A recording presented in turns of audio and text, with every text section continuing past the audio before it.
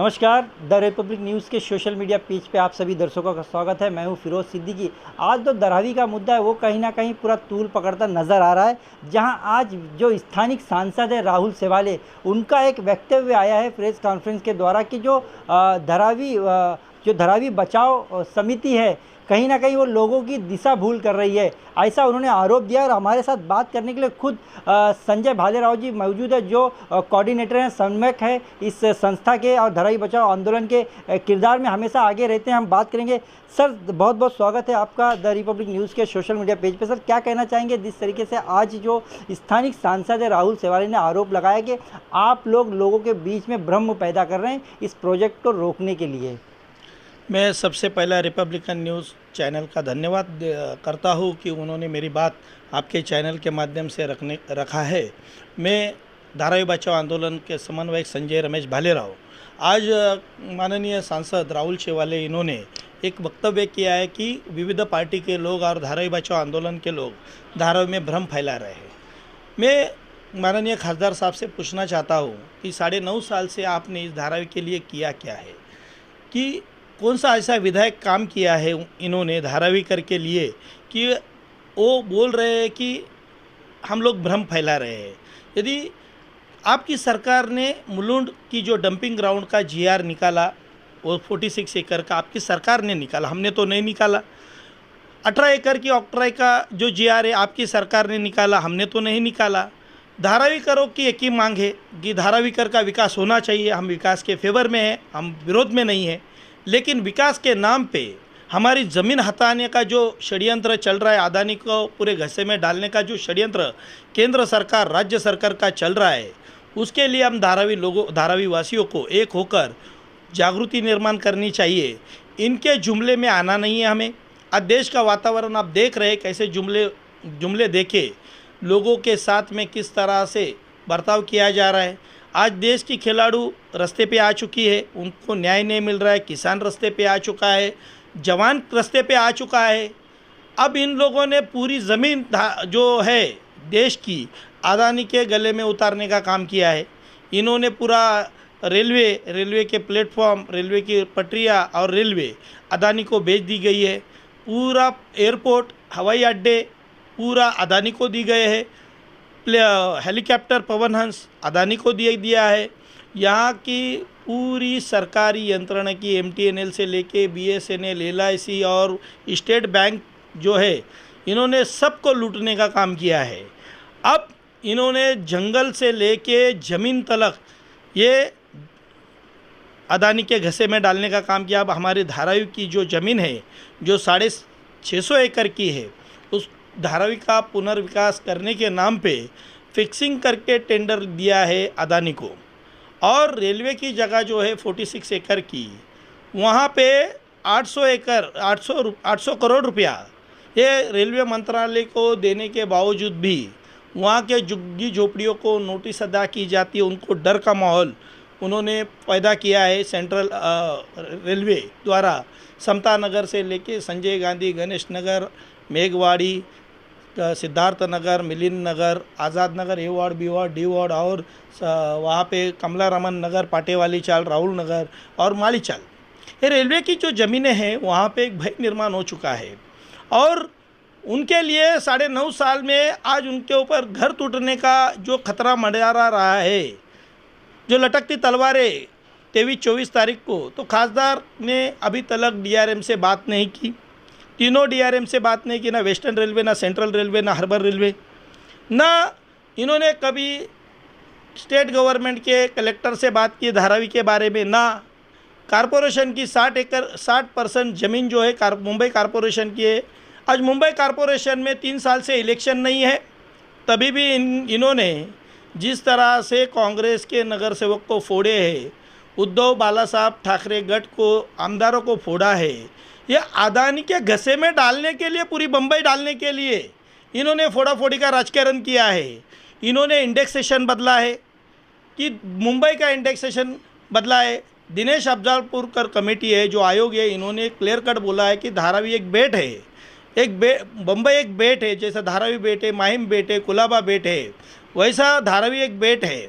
यदि यहाँ पे जंगल का सीमेंट का जंगल बनाएंगे तो ज़मीन दज जाएंगी। सर मेरा एक प्रश्न है, आपके प्रश्न है उत्तर को काटने हाँ। के। जिस तरह राहुल सेवाले जो व्यापारी है उनसे जगह जगह जाकर मीटिंग ले रहे हैं, उन्हें ये बताया जा रहा है कि आपको उतना ही एफएसआई दिया जाएगा जितना आपका क्षेत्रफल होगा।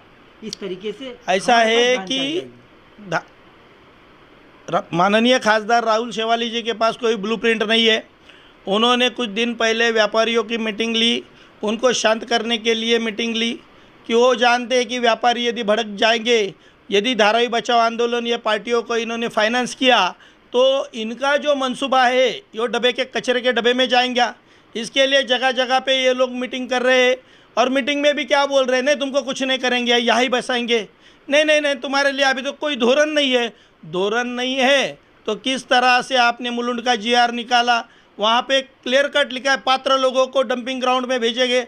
अब मुलुंड के लोगों ने वहाँ पे आंदोलन छेड़ दिया, रास्ते पे आ गए, तो वहाँ से हमको कोरबा मिठागर की जगह देने का बात किया है। और आज उन्होंने प्रेस कॉन्फ्रेंस लेके बोले कि सिर्फ अपात्र लोगों को ये दिया है। ये जो बोलते एक है करते एक है, तो उस तरह से उन्होंने जीआर निकालना चाहिए। हमको 350 स्क्वायर फुट अडानी से नहीं चाहिए, हमको सरकार डिक्लेयर करे ये सरकार का प्रोजेक्ट है। तो अदानी को 80% भागीदारी दी गई है, सरकार ने खुद के पास 20% भागीदारी रखी है। तो दिशा भ्रमित कौन कर रहा है? राहुल शेवाले जी कर रहे हैं। उनके जो चेले चपाटे हैं वो ये कोई धारा में रहता नहीं है। आज मेरी जो आप इंटरव्यू ले रहे हैं, मेरे घर में ले रहे हैं, मेरा घर है, बाप का घर है, ये मैं यहाँ रहता हूँ और बड़ी जिम्मेदारी के साथ में रहता हूँ कि जो नगर सेवक राहुल शेवाले जी के पास है वो यहाँ के नहीं है, सिर्फ यहाँ रोजी रोटी और पैसा कमाने के लिए आए ले, ये खोखे लेके बाजू में हट गए ले। अभी सरकार रोजगार के लिए कुछ महिलाओं को इस प्रोजेक्ट में उतार रही है, सर्वे के लिए। सच्ची रोजगार के लिए नहीं है। मैं रियाज भाई आपको बताना चाहता हूँ कि 9 महीने में ये प्रोजेक्ट का सर्वे होना चाहिए। इन्होंने एक कंपनी को टेंडर दिया गया है, इससे पहला जिमाइका प्राइवेट लिमिटेड को टेंडर दिया था 3D 2D इको सर्वे करने के लिए, जिमाइका को दिया था। उन्होंने टेबल लैंड सर्वे करके उसकी कॉपी रात को 3:30 बजे चोरी चुपके सर्वे करता है। चोरी चुपके रात को 3:30 बजे चोर काम करता है, साहूकार नहीं करता है। अब इन्होंने महिलाओं की टीम गठित की है, 600 महिलाओं को 1 तारीख से, जिन महिलाओं को 12वीं पढ़ी लिखी है, उन महिलाओं को जो मोबाइल ऑपरेटिंग करना आता है, ऐसी महिलाओं के साथ में उनके शिक्षा के हिसाब से उनको 18,000 की नौकरी पे काम पे रखा है। ये रोज़गार माना जाता है, ये रोज़गार की गारंटी है प्राइवेटाइजेशन की। तो 9 महीने में आप उनको देंगे, इनके पास डाटा नहीं है, कुछ भी नहीं है, और इन्होंने सिर्फ पोकड़ आश्वासन दिया है। इनको धारावी करके लोगों से कोई लेन देन नहीं है, इनको सिर्फ ज़मीन चाहिए। इस जुमले में हम लोग आने वाले हैं नहीं। सबसे पहले इन लोगों ने डिक्लेयर करना चाहिए झोपड़पट्टी वासियों को कितना स्क्वायर फुट का घर देंगे, चाल वासियों को कितना देंगे, या गोडाउन वालों को कितना देंगे।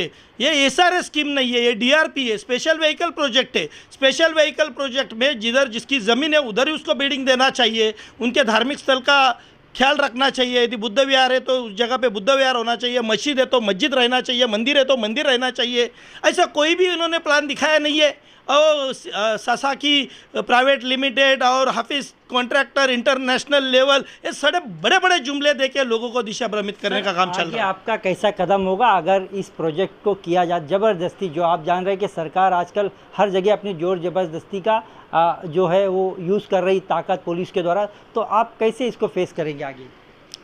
जब जब सरकार जुल्म करती है और पुलिस को आगे करती है तो हम लोग न्यायालय का दरवाज़ा खटखटाएंगे, लोगों की ताकत इकट्ठा करेंगे, लोगों को हम लोग जाके बताएंगे किस तरह से तुमको भ्रमित करके तुम्हारे घर को उद्ध्वस्त करने के लिए अदानी जैसा राक्षस तुम्हारे पीछे। आज तुम सांता क्रूज में देखो, पूरी बिल्डिंग ही तोड़ दी है अदानी के लिए, पूरी ज़मीनें साफ़ करी जा रही है। इस सरकार को भी बदलने की ताकत, जनभावना हम लोग रखते हैं।